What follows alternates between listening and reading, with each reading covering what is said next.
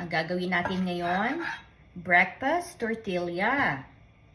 Ito, minimelt ko na yung butter natin. Melt lang natin at ilalagay natin ang eggs.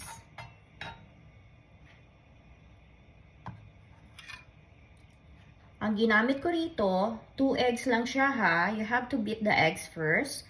So, 2 eggs lang. Yan.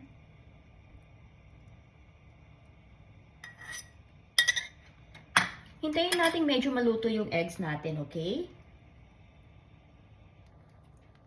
Okay, so ilalagay na natin yung tortilla natin. Let's leave our tortilla maybe for a few minutes.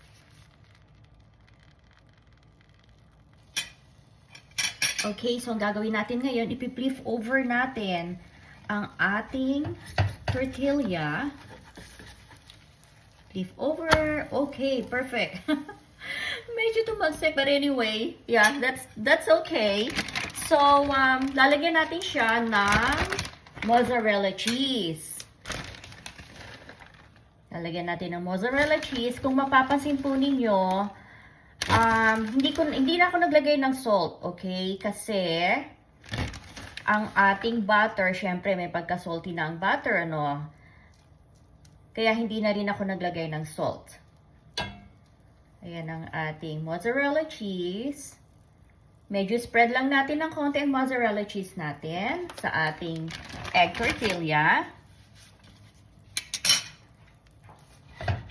At i-fold po natin siya. Okay. So, if you remember the last time po, ang ginawa ko po naman, quesadilla.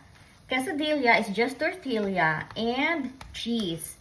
Ito po naman ang tawag ko dito is breakfast tortilla because I put egg and I added the mozzarella cheese. Bakit mozzarella cheese? Well, actually, kung nasa preference po ninyo yun, ano, you can also use other type of cheese. Pero kasi po, for us, mozzarella cheese is a part skim milk. So, meaning, less, ano po siya, less fat at mas healthier compared to sa regular cheese. So, ayan, kung gusto po ninyong medyo crispy ang inyong breakfast tortilla, medyo patagalin lang po ninyo sa inyong pan. At ayan na po ang ating breakfast tortilla. So, later po, ipakita ko sa inyo kung ilan po ang aking nagawang breakfast tortilla. Ito na ang ating breakfast tortilla. I made about 4 tortillas. At kung mapapansin po ninyo, medyo crispy siya. Mas masarap kasi pag medyo crispy. And I'm pretty sure na magugustuhan din po ito ng inyong mga anak, especially pambaon nila sa school. Tatlong ingredients lang naman po ang kailangan ninyo.